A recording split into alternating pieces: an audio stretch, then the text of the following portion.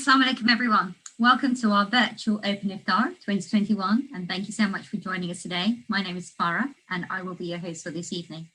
So we are joined today by Dr Shola Mos-Shogbamimu and we have an exciting event planned. And before we get started, I would first like to thank our media partner for this year, Islam Channel, and give a special welcome to those joining us from Islam Channel's Facebook and YouTube. Thank you for joining us today. It's a pleasure to have you join us today. I also would like to thank the Arts Council UK, who's helped us allow to continue our work this Ramadan, and all of which is available on our website. Our work this Ramadan is supported by Islamic Relief, our charity partner, and you can check out the incredible work that Islamic Relief does on iruk.co/RTP. For those joining us for the first time, our virtual Open Iftars are interactive, and so I'd like to encourage everyone to hop on the Zoom, and for those who are comfortable, turn in your camera so we can see you, we can see who's joining us. And for those joining us for the first time, we're going to begin with a quick run through the tech. In the More section of your mobile, there's a reactions button to show us how you're feeling.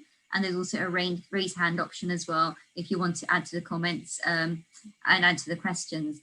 So, I mean, Dr. Shola is an absolutely fantastic speaker. We've got her for a short time, and after that, we'll have some discussion. And just a little bit, we're going to dive straight in today. And for those who are joining on the Islam channel, do jump on, go to ramadantechproject.com, jump onto the Zoom, get in here, get interactive. It'll be great to see you guys. So a little bit about Dr. Shola. Dr. Shola is a political and women's rights activist and has taught intersectional feminism to female refugees and asylum seekers. Dr. Shola scrutinizes government policies from gender and diversity point of view and co-organizes women's marches and social campaigns. She's also a New York attorney and solicitor of England and Wales with broad expertise in the financial services industry. She's a writer, a public speaker, and a political commentator. Dr. Shola has founded the Women in Leadership publication as a platform to drive positive change on topical issues that impact women globally through inspiring personal leadership journeys. And Dr. Shola has also established the She at Law Talks to promote women and BAME leadership in the legal profession through universities and secondary schools. Today's topic is belonging in 21st century Britain. So we're going to touch on the social and the civil rights aspect of that. And over to you, Dr. Shola. Hello. Thank you for having me. Well, I'm very chuffed to be here today. I'm going to try not to talk for too long, because I know that we're in the process, almost getting to the time when we have to break fast, right? So it's important that our conversation keeps your attention, keeps you engaged until that moment. So I'm looking forward to this conversation. Shola, how's obviously we're sort of towards the end of Ramadan, and whereabouts are you based, Dr. Shola? Where are you speaking to us from today? South London. Oh, lovely. The best place to be. Yeah, depending, but don't let's get into that. But yeah, depending. Fantastic. So we'll start off a little bit by, I mean, there's so many interesting topics that we can talk about today. So let's start off with something that's very topical at the moment, which is the civil rights movement, especially that's happening in the US and also here. So would you like to share your thoughts on that? And then later on we'll move to your faith as well.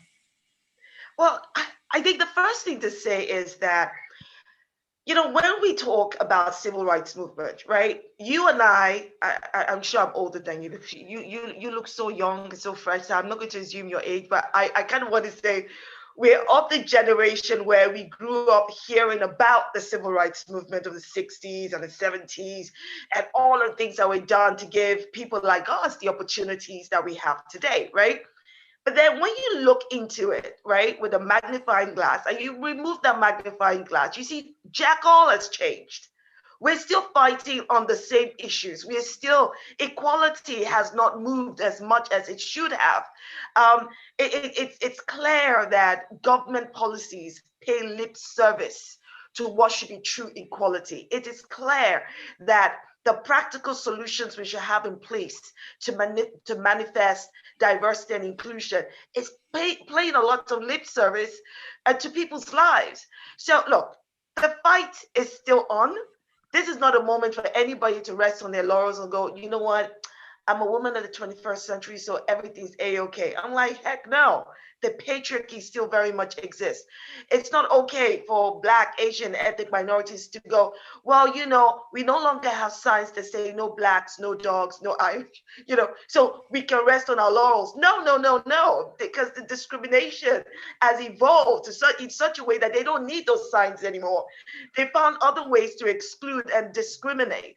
So I would say that the 21st century, if anything, is teaching us that there's so much more work to be done, and that discrimination, exclusion is both overt and covert. And we need to be sharp to these things so we can address them quickly. I mean, particularly when you think about intersectionality, when you think about how we all represent diverse representations, and how each of our representations is attacked one way or the other. So you can't truly be you. Imagine being Black, Muslim, LGBT, you know, and a few other protected characteristics. You're experiencing the kind of life that exists in a toxic environment that nobody seems to be hearing your pain. So the 21st century is not the bed of roses. You would imagine that 50, 60 years ago, activists back then would have gone, yeah, in 50, 60 years time, all of these issues would have gone. No, no, no, no. We still have to keep fighting. You've made some really important points there, and you've touched on diversity. So before we move on to that, as a woman, as a female, what does a civil rights movement look to you? What would you hope for that to achieve? Let's focus in the UK, which is real base full time. Is that correct? Yes. What does civil rights look like to me? Let me tell you what we should be achieving. You and I should not have to be having this conversation or even asking this question right now in 2021. Do you see what I mean? And I'm a mother of 3 girls. And I'm like, oh my goodness, are you telling me that my girls might have to be having the same conversation in, I don't know, 10 years time? It makes no sense to me. It should be the case that we should not have gender pay gap issues. It should be the case that the contributions, those invincible contributions that women make to the economy through the care economy that we provide, that it should be recognized. But we don't have that yet. We are still fighting to have a voice on the table. That is just being a woman. Not to start talking about being a Black woman or being an Asian woman or being a woman, an ambitious, career-minded woman. Think about it, all kinds of barriers that we keep having to jump over these hurdles because some people don't want to give us the space we need to grow. That's why I think the theme of the Iftar is very interesting when you talk about belonging in the 21st century. Because if you ask me, or 21st century Britain, if you ask me what that looks like today, this is what I'll say to you, Farah. I think belonging in 21st century Britain is you taking your place. Because there are people who don't want to give you the space that belongs to you. So you need to just step into that space and go, were you saying something? Who are you talking to? It's almost like we need to step into that space and own it. Because I'm done with this whole, well, you know what, why don't we wait our turn? I don't have 100 years to wait for some people to catch up with me. I don't have 100 years for people to go, well, maybe it's okay for her to be ambitious. Who the heck gave anybody the right to determine my ambition or to place some kind of limit on who I'm meant to be? What utter nonsense. So I say belonging in 21st century, be it as a woman, be it as a ethnic minority, be it as a career-minded person, and whichever other protected characteristic you belong to, it means taking your space. And yes, for some people to go, well, that doesn't sound very gentle. Well, if you're looking for someone to go, oh yes, please, may you come take your space? Can you please just get out of my way? Because I know that that's not the world we live in. The world we live in is creating barriers. And that means you need to fight your fight. You need to take your space. You need to be able to say, yeah, I'm a Christian woman, I'm going to do this. Yes, I'm a Muslim woman, I'm going to do that. Yes, I'm a mother of 4 and I'm still going to have a career. I'm still going to have, a business. Or I'm a mother and I want to stay at home. Not have, society dictate to us what or who we are, or to determine for us what our belonging looks like. I don't have time for that. Do you know what? I absolutely 100% agree with you. And that's exactly the way my mother has brought us up. And you're so right, as it's so important to create a space, and particularly as a woman, it's so important to create that space, because you've touched on this, but maybe a little bit more. You hear about a lot of women with imposter syndrome.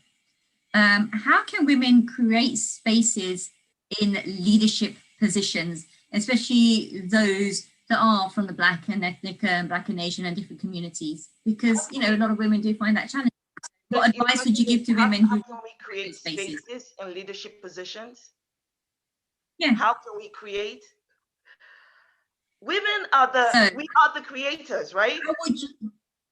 Yeah. Right? Okay, so just by definition, we create, we procreate, we are the creator, right? So as far as I'm concerned, just by being is me creating that space already.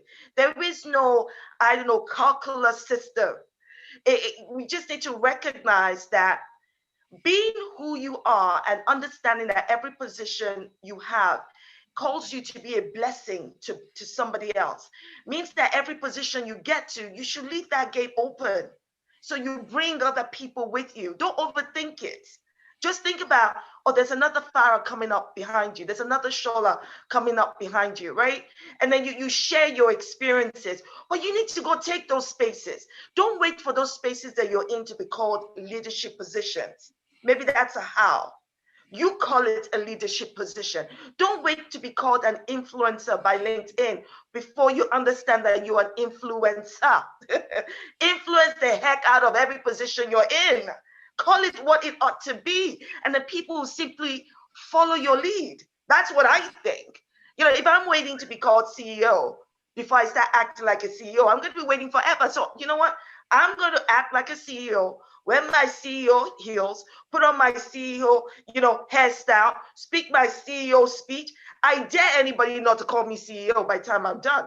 You have no choice but to follow me. So I say, look, women, we're already in that space. Take it, own it, be it, manifest it, and it will be everything you want it to be. By the grace of God, inshallah. 100%, totally agree with you there. So for those of our audience who are not familiar with you, could you just very, very briefly let the audience know a little bit on what you work on specifically, and also how growing up led you to take the path that you've, what experience you had growing up led you to take the path that you've taken now? Oh my God, I find it so boring talking about myself, to be perfectly honest. For our audience who may not be familiar, I think it would be absolutely fantastic if you could summarize that, because I've done lots of reading on you. I know how awesome you are, but it'd be great to let other people know about the amazing work that you're doing. Okay, so, look, I wear multiple hats, and that's just who I am. I get bored with just doing one thing. And I feel we all have, different callings. So I'm very much a person who speaks to do everything you are called to do. I'm a woman of faith. First and foremost, my faith is at the center of everything I do. Even though it might not sound like it when you hear me very angry about certain societal issues, but hey, look, I know that when the good Lord created me, I was not an accident. So I'm probably reflecting some of that, whatever anger that what the heck is going on, we must bring about change. I do a lot of advocacy work and activism around political issues, so societal issues, women's rights and human rights issues. I'm a lawyer, as you pointed out earlier. But the more fun part, look, I'm a mom of 3. I love dancing. Eating is one of my most favorite things in this world. I know, I need to work on that because that's not very helpful. Look, I think if you follow me or check out my website, that gives you a whole lot more information. But I always feel like, when I have to talk about myself. And yet, I'm the author of This Is Why I Resist.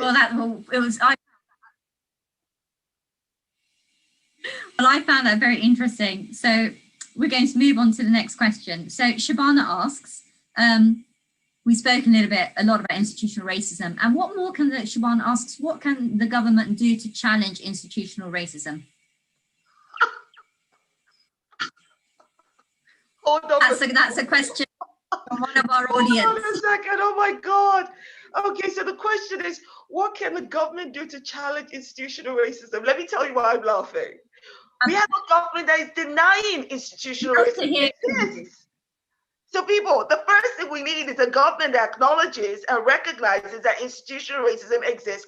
It's a problem, and it's manifested in the very politics that the government, uses. So I think that's the first thing.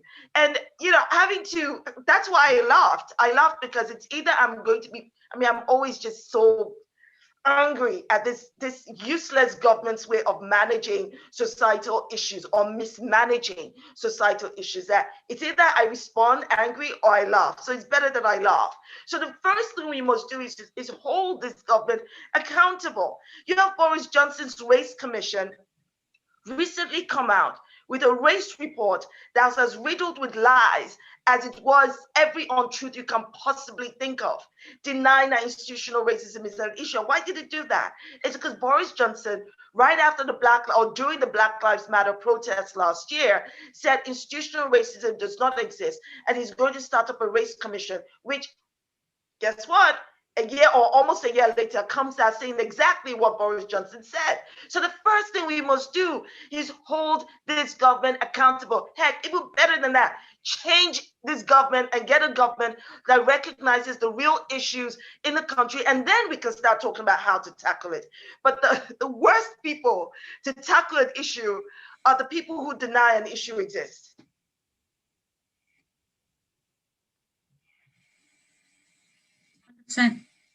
100%. We've got lots of questions coming in, so I'm going to go to Rehan's question now. Shabana's really happy to hear about your journey as well, so thank you so much for sharing that.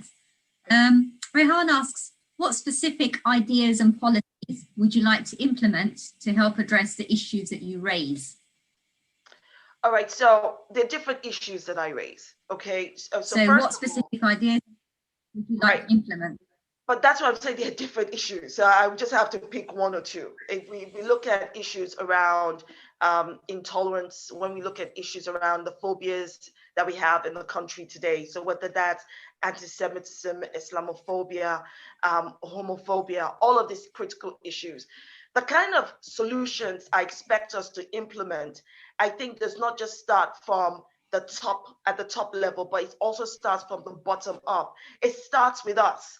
I really need us to start to recognize that if we are not embodying what's the best way? Because if I use the word love, people might go, oh, she sounds so softy. If we are not embodying the understanding of appreciation and acceptance, how the heck do you expect those at the top level in your government or in your workplaces to do the same? How can we not? We need to begin to understand what it is that is holding us back as a society and as individuals to do better to each other. I'm sorry, but if you put a politician in place who is anti-Semitic, so that speaks to your own anti-Semitism. If you put a politician in place who is Islamophobic, it speaks to your own Islamophobia. So how much are we checking our own privilege, our own bias in society in order to shape it? So look, let me put it this way.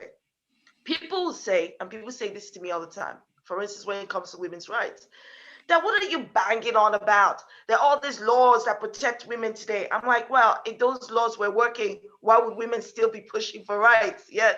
Why would we have issues like gender pay gap? If those laws were working, why would it be that Black and ethnic minorities are still pushing to close the ethnicity pay gap? Why is it that this discrimination still exists? Please open your eyes and see what is there and stop acting oblivious. So my point is, it's all well and good for us to have a collective response and a collective solution, but I'm holding you accountable. I'm asking you what you're going to do about it. That is part of the solution, because if you're not taking individual responsibility to addressing what you see every single day, what the heck do you think is going to happen collectively? What do you think is going to happen in your workplace? What do you think will happen in government?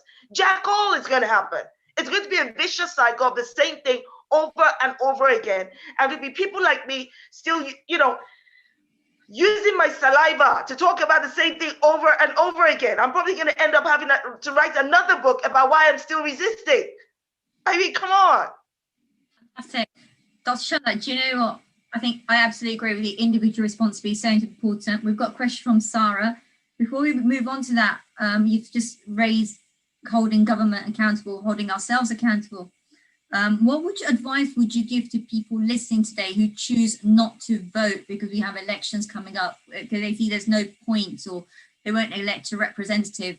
What advice would you give to those people to encourage them to vote, hopefully? Oh my God. We're amongst friends, right? Amongst friends. So I'm going to talk the same way I would if I was with friends. What the heck are you thinking? What do you mean you don't feel like voting because there's no point? What kind of thinking is that? How is that going to change Jack? Or you need, okay, all right. Now I'll move on to okay, let's talk about how we can talk about this nicely. We need to move from this mindset of my vote won't matter or it's not going to change anything, because that is what they're counting on. You see, those people who don't want to change anything, they're counting on you being oblivious. They're counting on you being too tired, being totally fatigued. They're counting on you not giving a rat's ass so that they can continue to do what they're doing. Please, in the name of God and all that is good, don't do that. Make your vote count. Get your family members, your friends, get everybody out there to vote. You know, the funny thing is, I was in a meeting a few weeks ago, and we were talking about the upcoming mayoral elections. And I said, oh, I can't remember if I voted in the last one, that maybe this is actually going to be the first one. And everyone was like, oh, Shola, how? Because I'm like, I know I pay attention a lot to the general elections, but you know, I'm getting old. This is why my kids call me ancient. And so I asked my husband, I'm like, what did we do in the last one? And my husband rolls his eyes. He goes, you gave me a big headache. So I had to go make sure I voted. I said, oh, so we did vote. But I couldn't remember that far back. The point is, your vote counts today. Please just look at the past year with the pandemic, with those who suffered and took the brunt of it, from women to ethnic minorities, the economic situation. Look at the way the government mismanaged, totally mishandled the whole thing. Look at the ongoing corruption and things. Are you tired of it? If you're tired of it, not voting is not a solution. Don't make me turn Nigerian on you right now, because I'll be saying a whole lot more. You need to speak up through your vote.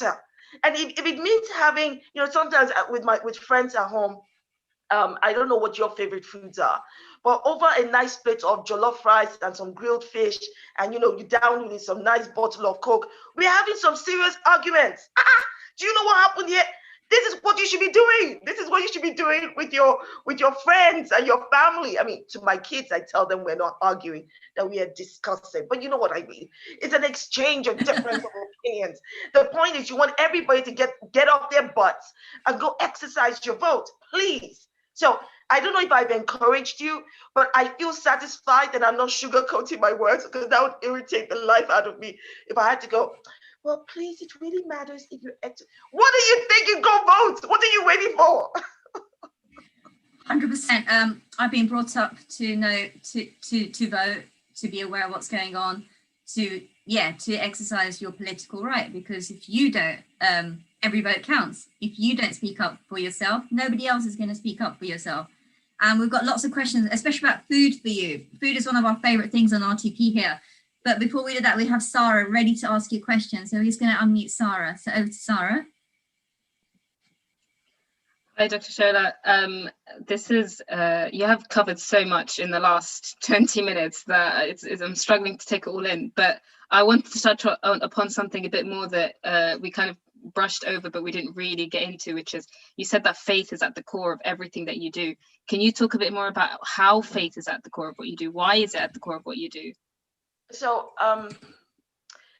first and foremost, if you ask me who I am, I'm a child of God. That's the first thing. First thing, not the color of my skin, not my gender, not my sex, not being a mom, not being charismatic, none of that. First of all, I'm a child of God.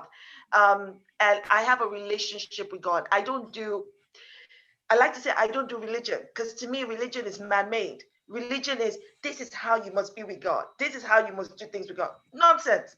I get up and go, Father, good morning, Father. What's up, Father? That's the relationship I have with my God. Sometimes I joke that that I'm sure when I'm praying, God is like, oh my God, is that Shola again? What has happened now? Didn't you send her that thing I asked you to send her? We sent it, Lord, but I don't think she said. So I kind of think sometimes that God is having that conversation that, oh, my child Shola has come again. Okay, my dear, what has happened now? I believe very strongly in having a relationship with God, because for me, that's the foundation of who I am. That God is who grounds me. He's some may think God is he, she, my children. Actually, I overheard the conversation they were having once, and they said God is gender neutral. I'm like, I'm down with that. That's fine. God is my how, my who, my what, my why, the beginning, the end, the alpha, the omega. He for me, my relationship with God is what grounds me. So when I feel sometimes I'm between a rock and a hard place, the Lord God is right there. He's telling me, go forward. You step forward and the Red Sea will part. You see? So for me, my faith is everything to me. Some people have asked me, how do you deal with this negative trolling and all the ugliness you get? Because I do get a lot of them, it's some threats and all kind of stuff. I remember giving an example. I remember seeing this message from a troll that called me an ugly monkey, and I should go back to where I came from. And I remember in that moment, as I was reading it, you know how your brain is comprehending, digesting? But as I was reading the message, my faith was responding at the same time with a quote from the Bible that says, you are wonderfully and fearfully made. I said, God, I'm fine. I know I'm beautiful. Do you see what I mean? It's my God grounds me. So I don't need anyone to tell me I'm pretty, I'm smart, when God has already told me I am. Whose report are you going to believe? Believe the report of the Lord. So my faith is everything. And even when I get things wrong, God, I'm so sorry. I know. Why did I do that? I just believe very much in that I'm a work in progress, and that my faith continually builds me up. By the grace of God, inshallah. So beautiful. Shola, so you touched upon what I found really interesting is you touched on bias, our own bias, and we all have our own biases and we all have our own prejudice, but how can we keep, or how do you use your faith to keep those biases in check? That's a great question. That's a great question. Encourage the diversity and inclusion. That's a great question, because I will tell you that there's a lot that we have learned and internalized through society. Society has taught us this is the way certain things should be. And then it comes into conflict with, sometimes it comes into conflict with what you believe, right? To be right or wrong. When people talk about unconscious bias, I try to correct them. And I explained there is nothing unconscious about bias. It is conscious. By all means, it's somewhere in your subconscious. It's just waiting for the right circumstances to trigger it. And as far as I'm concerned, if you're a grown person, okay, an adult, there is no excuse as to why you don't know what your biases are. I think that as we face our biases, we get better. But we have to be able to face them. You have to be able to say, okay, why am I responding in this way to this question, or to that statement, or to what I've just seen? But I don't know how many of us question ourselves that way. I don't know why we're waiting to be, sent to some unconscious bias training where most people come out the same way they went in, which means you've learned to jack all, right? Bias is not just something you imbibe, it's something that has been subconsciously taught to you over time. Recently, I gave this example. So I'm very pro LGBT, right? But I realized in my early 20s when, we had the civil partnership, and then it moved from civil partnership to marriage. Now, I always understood, I did not have the words in my early 20s to say or to express what I can say and express now. I was pretty young, right? But I remember when I heard the news, I think it was either on TV or so, and I heard the news that that there was going to be same-sex marriage. Now, I was moving, this is me that I've been like, that's right, we must have, LGBT community must have the same rights, must have the same. But I remember when I heard the words, there was going to be same-sex marriage, even though this is me going, yeah, LGBT, a thought came into my head questioning, well, is that marriage? And in that moment, I didn't have anybody else to talk to. But in that moment, I felt really uncomfortable with myself because I was like, well, why am I questioning whether that's marriage? I have no issue with the LGBT community. Why is the word marriage now creating a conflict in my mind? I was subconsciously having this conversation with myself, not anybody else. And then, because I was conflicted, I did not understand why I was conflicted. That made me feel uncomfortable until I realized what the problem was. I went, oh my God, now I understand why. And this was over 20 years ago. I realized that I'd been brought up with the understanding that marriage was only between two different sexes, only between a man and a woman. That I'd never seen a same-sex marriage in my life before at that time. Do you see? So the question that came to my mind was responding to the reality as I knew it. And the moment I realized that was the issue, I was like, okay. I started to unpick my own learning. I didn't have these words that I have now then, but I must have done something then, because ever since then, my whole thinking was is very, this is because I'd taken the time to question myself as to why did I respond that way to the term same-sex marriage? Because I realized, as I said, that society had taught me, or society teaches us that marriage is between a man and a woman. But in today's world, my children, our children are growing up in a world where family has different dimensions, right? Family is not just between a father and a father and mother. It's two fathers, it's two mothers. So my kids are never going to have that question pop up in their heads, because all I'd seen as up to that time, or 20 years ago, but was what I explained, which was marriage between a man and a woman. And also because as a Christian, you only read about marriage between male and female, correct?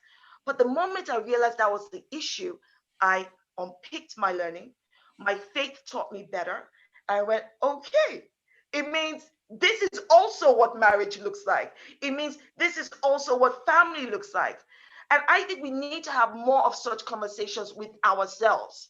When you have that kind of conflict, or you question, but why did I respond that way? Have that conversation with yourself first before you open your mouth and start going, well, I think. What do you think when you've not even thought it through yourself?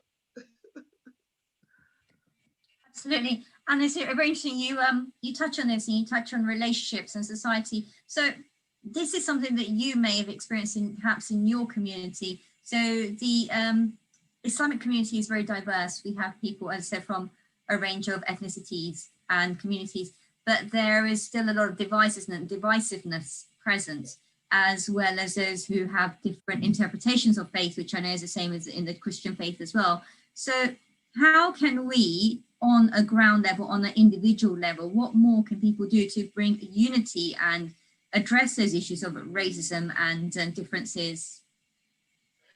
Well, I think the first thing for us to understand is that differences should be embraced. That difference can be a good thing, that we cannot all be the same.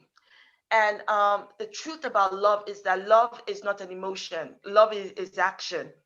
Love is simply accepting you as you are, and you accepting me as I am. And if we start from that point of view, then I think that makes it easier for people to understand what we should expect from each other. And that for me also speaks really widely to understanding that we can act in love. When I say in love, I don't mean in the like, I love you, I can't live without you. That's not what I'm talking about. I'm saying we can act out of love for each other and still have a difference of opinion. That's okay too. Okay? My husband disagrees with 50% of what I say. I've not divorced him yet, have I? I mean, it is perfectly okay to have differences of opinions. I mean, that just enriches your thinking. A lot of the TV debates that I do, what people don't know is I probably had those conversations with my husband at home. So when these people come with their political, thinking, I'm like, I know where you're coming from. I've heard that one before. Okay, I'm ready for you because I've done this already. Because you have to be ready to open yourself to, to different thinking, because you may be persuaded to think otherwise. I think it enriches your own thinking and opens and broadens your mindset, and that's okay. Yeah, you do need to embrace and broaden your own mindset before you can address any other challenges. Yes. And that leads me really nicely onto Shabana's question, because she's got a fantastic question for you. So over to you, Shabana. My question's just, it's more just, obviously you have numerous successful careers, including being a lawyer and an author, as well as an activist. Which one has been the most challenging, and in which career have you faced the most obstacles? Oh my God, I honestly, I'm looking at the time, but you could stay with us, just like you're having fun. We love you. We're really, really enjoying you. But the chat box is buzzing. Okay, so let me put it this way. I think, if I'm perfectly honest, in every career, every path, I've had to face different things. It's not been plain safe. It's by the grace of God. It's honestly by the grace of God. But I'm a strong believer that what doesn't kill you builds you. And whatever experience I've had in my legal career and barriers I've had to overcome there has strengthened me in my activism and advocacy work. And some of the barriers that I face in my activism and advocacy work has helped me in other projects and other work and other paths that I'm treading and I'm taking part in. I think all of these things help to make me who I am. But the center of it all, my people, is my faith, because it is still my faith that is at the center. Whether I'm a lawyer, a mommy, a career, it is my faith at the center of it all. And that is what holds me strong. And that's why I can sit here today. Talking about stuff. As an example, when I wrote This Is Why I Resist last year, and I'd done the first draft in like 6 weeks, right? It's always so heartwarming when I hear people talk about reading my book and that they can hear my voice when they're reading my book, that they can feel my energy and my passion when they're reading my book. What they don't know is that was my prayer point. That was in my prayer point to God. I said, Father, Lord, I need to be able to write this in a way that people can hear what I'm saying. They can hear my voice. They can feel as though they're having a conversation with Shola as they're reading this book. Because sometimes, it's not so easy to be able to take your thoughts from here and put it on paper.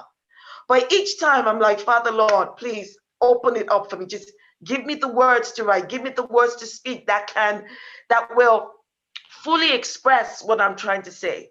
And I'm so grateful God did that. Farah mentioned earlier about imposter syndrome. We all go through different things before you embark on anything, whether it's writing a book or anything you're trying to do. What people won't realize is that it took me several weeks to get my butt in place to start writing this book, because I kept going, oh my God, can I do this? Oh my God, can I write this? Oh my God, can I? And then it got to a point that my kids were like, have you finished yet? Please, can you just finish writing this book? And the day I sent off my first draft to my editor, the huge sigh of relief in my house. It was like it was time to have a party.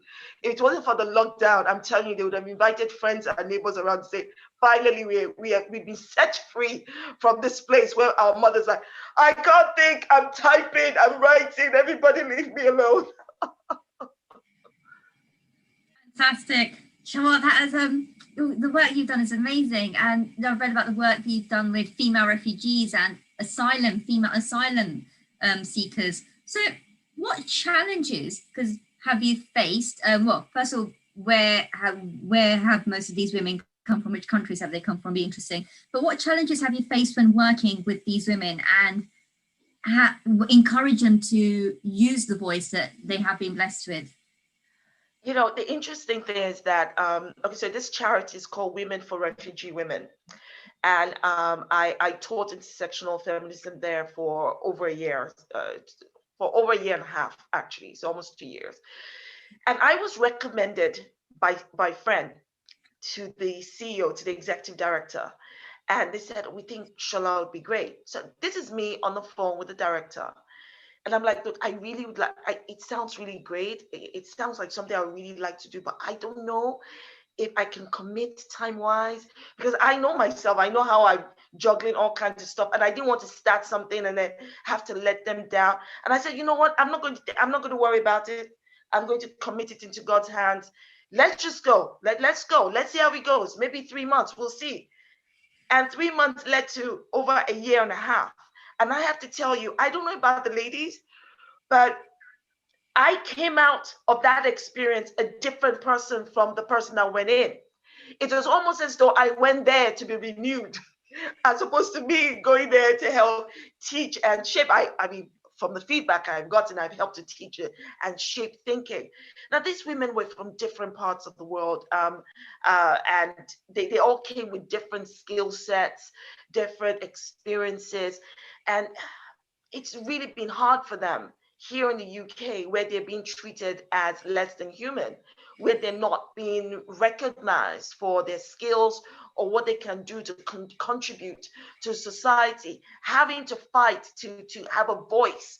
So my role, my own thing is always to speak truth and to engage in truth with everybody. What I wanted them to do was to prepare. I said to them constantly, it's not the day you get your papers that you start getting ready to be a member of society. You need to start acting like a member of society now. You need to start preparing. You need to know what is going on. You need to engage in discourse. You need to keep yourself informed. You need to abide by the rules. And aside from abiding by the rules, what can you do? What else? Because you can imagine how frustrating it must be for them that their hands are tied. Things that come naturally to them to do, they can't do. They can't work. They can't, to even study, they don't have money to pay for them to study. So really their hands are tied. So what I did was to meet with them once a week on a Monday, and we would spend an exciting one hour talking about all kinds of things. There were times in my class, Farah, that I would nearly piss myself laughing. These women so smart, so astute. They had all kinds of, difference of opinions. It is fantastic. We had political debates there, social debates, all kinds of things. It was really heartwarming. It always felt as though I was among friends, and they varied in ages as well. It's so important, because we forget that just because English is not somebody's first language, perhaps, it doesn't mean that they don't have a voice. That's right. And it's important to encourage them to use that voice and to recognize that they are. And there's a conversation I was having, I have quite regularly, and whenever I go somewhere, I'm sure you're probably the same, I like to have a chat with people, and it's people are sadly discriminated when they work in, for instance, the service sector and so on and so forth. But what others might not realize, that this person might have 3 degrees. They're just trying to find, when you have a chat with them, they're just trying to find their feet. And it's so important to I think, as a person of faith, or just to acknowledge people for the great individuals that they are, without judging them for not being able to speak English as a first language. Absolutely. And I think sometimes we have to learn, and I think I've learned this because of what I've been through. You have to learn to take what is being used against you and turn it on its head. You see? So I get some people who say to me, but you don't have an English accent. You have an accent. I'm like, well, you have an accent too. Yes. Can you understand what I'm saying? And sometimes I make certain accents that I use even more pronounced, because I know it really takes them off. You know what I mean? It gives me such satisfaction. But the point is, sometimes we have to take what is being used against us and turn it on its head. That's what we should do. And have fun with it, because you have to know that these people have nothing more.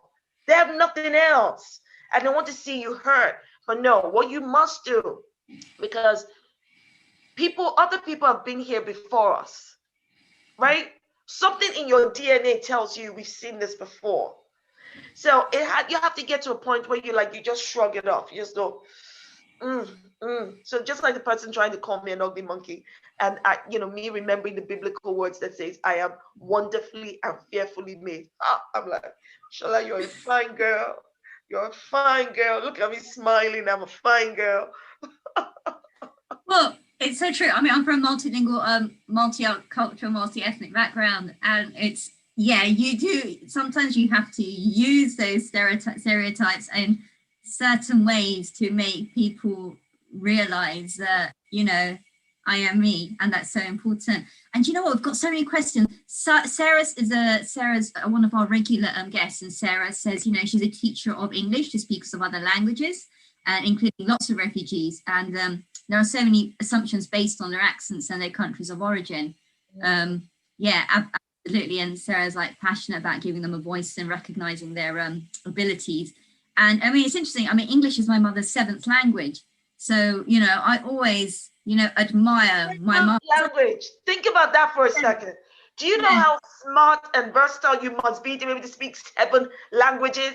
Woo! My She hat came off here, to she her. learned English, she went to college, she was educated in French. It's so different.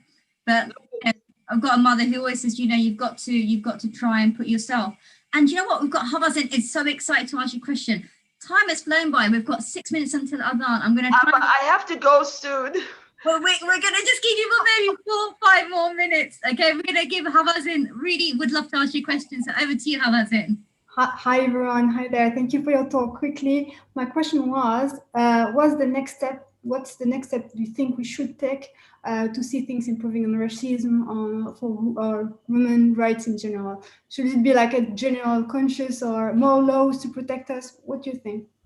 Look, I call for a conscious revolution. When you read my book, I talk about it some more, a conscious revolution. And that is where we're looking at both individual and collective responsibility. I think the change we want to see on issues of race, racism, and race inclusion, women's rights, ending anti-Semitism, ending Islamophobia, and so many other expressions of hate starts with you and I. It starts with a conscious revolution. It starts with people opening their God-given mouth to say something, to do something when something is wrong. It means silence is complicity. Look, I get that not everybody has a loud voice, but you don't need to have a loud voice. I get that everybody does not necessarily have to appear like, oh, look at me, don't mess with me. Rubbish, you don't need any of that. Everything you are is perfect for your form of activism. So whether that means you speaking out or you going to speak to somebody you know can speak out even louder, then you do it, period. So we need to keep educating ourselves. That's what we also must do. We need to stop having this what's called plausible deniability. No, none of that. If you're a grown-ass person in 2021, don't tell me, oh, Shola, I just didn't know. I'm sorry, where have you been? Hiding under a rock? I mean, why do I have to unpick your learning? Don't get me started on that. The point is, conscious revolution means you and I taking that responsibility and letting that start to reflect in every space we encounter. And that's why I say, whether it's in your school, in your workplace, who you vote for, how you vote, what you see on the bus, on the high street, do something. Oh, thank you very much. Was that a moment?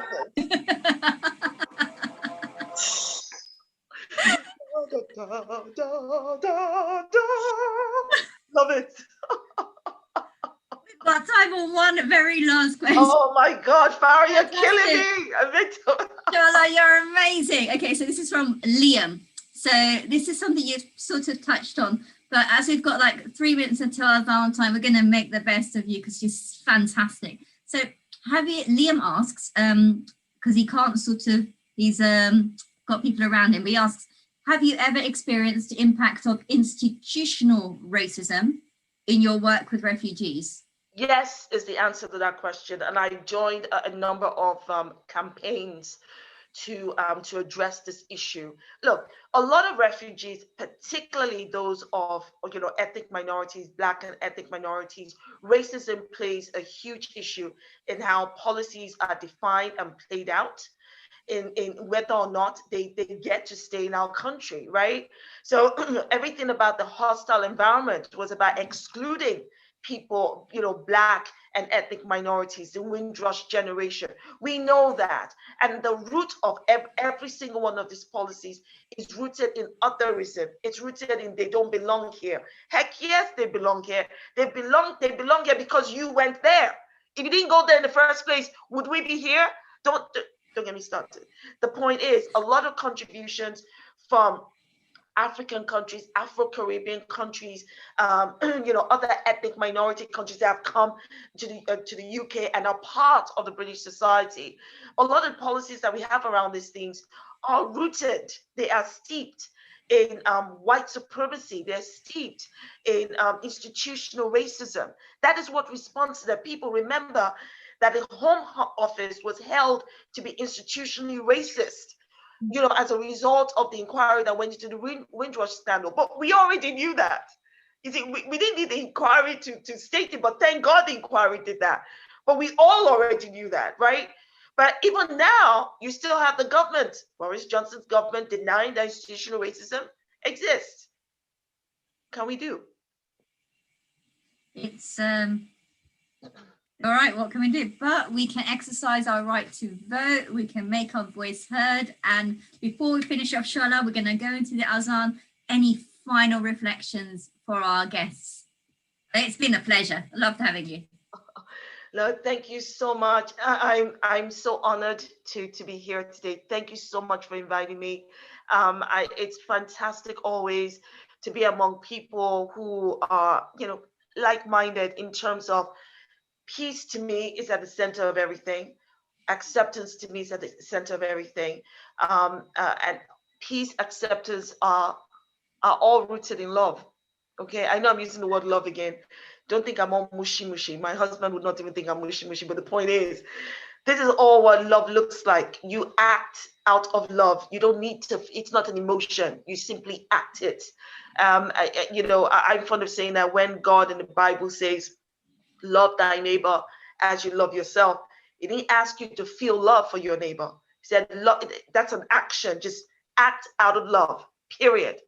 And I would say to the audience, please don't let people get to you about what you know to be the truth.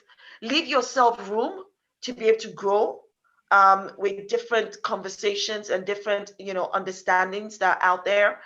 But continually in faith, grow, continually in faith, love, continually in faith, fight for what is right, because that's the important thing.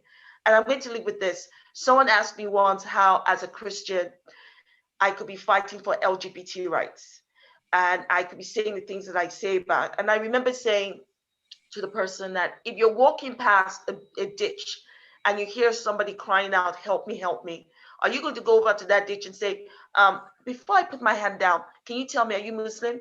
Are you Jewish? Are you LGBT? No, you put your damn hands down there and bring that person out. But what if you were the person in the ditch crying out for help and somebody puts their hand down to help you? Are you going to say, hold on 1 second. I'm sorry. Can I just check, Mr. or Miss Helper? Are you Muslim? Are you Jewish? Are you Black? Are you LGBT? Heck no. You're going to grab that hand for, within an inch of your life to get the heck out of your ditch. That is where we should all be. We should be using our hands to lift up our brothers and sisters, because that is who we are first of all. And that doesn't mean you don't fight the evil.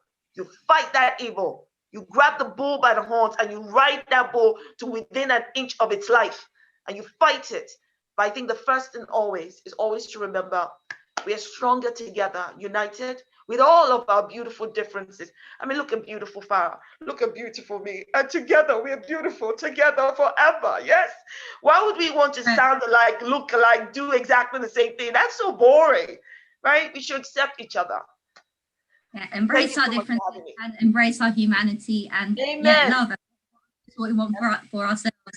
And now over to Azan. Thank you, Shola, so much. If you can say for Azan, we'll do a final thanks. And if not, I understand. You got me into so much trouble. You know, I was meant to.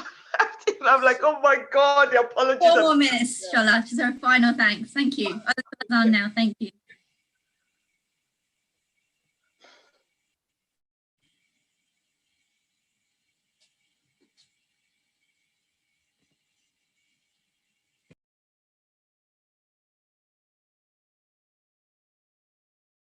أفطرت ذهب الظمأ وابتلت العروق وثبت الأجر إن شاء الله.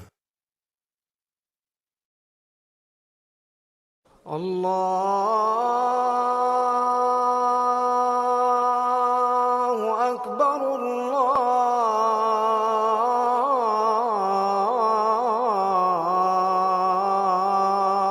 الله أكبر الله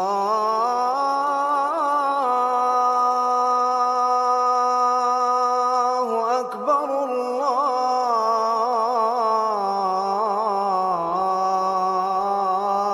الله أكبر أشهد أن لا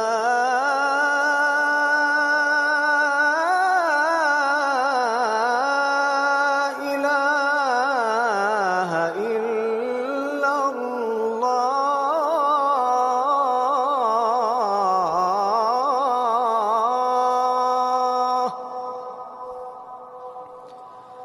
أشهد أن لا إله إلا الله أشهد أن محمدًا رسول الله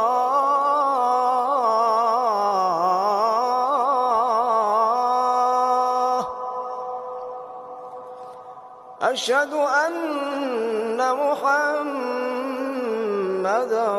رسول الله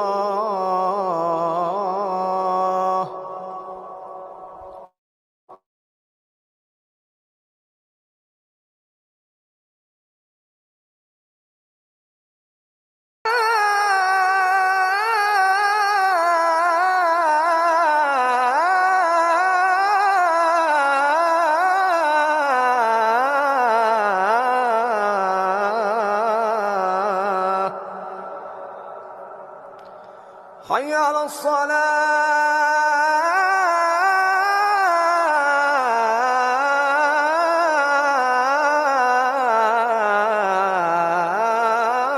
الصلاة حي على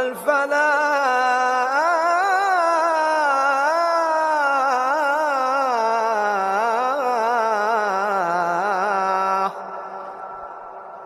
حي على الفلاح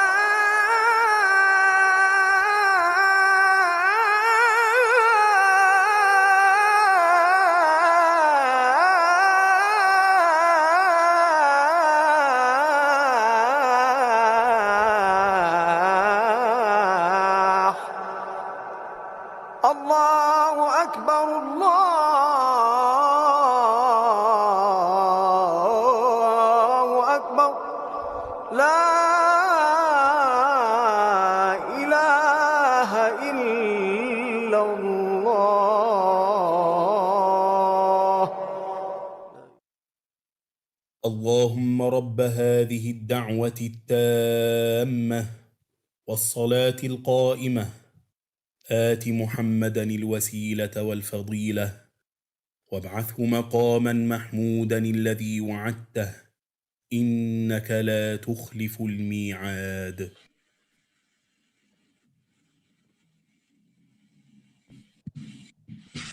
Thank you so much, everyone, for joining us today on the Islam channel, on Facebook, on YouTube. And it's been great. We've had Dr. Shola with us today, who's kept us all on our toes, kept us really engaged. And it's been a fantastic engagement. So thank you so much to the audience.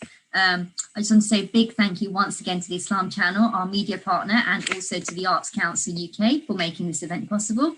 You can read more about the work that we are doing and how we're fighting the world hunger with Islamic relief at iiuk.co/RTP. And Ramadan is a month of charity and giving, so we want to encourage you to support the Ramadan Tent Project and help us to continue our work, because your support is vital to keep us going as well to transitions back to normality. And this work will also help us to continue our open iftars, our sunnah fasts and other events. You can donate on our website at ramadantentproject.com or on our LaunchGood page, launchgood.com/RTP 2021. And thank you so much everyone for joining today. Join us again tomorrow, inshallah. Assalamu alaikum.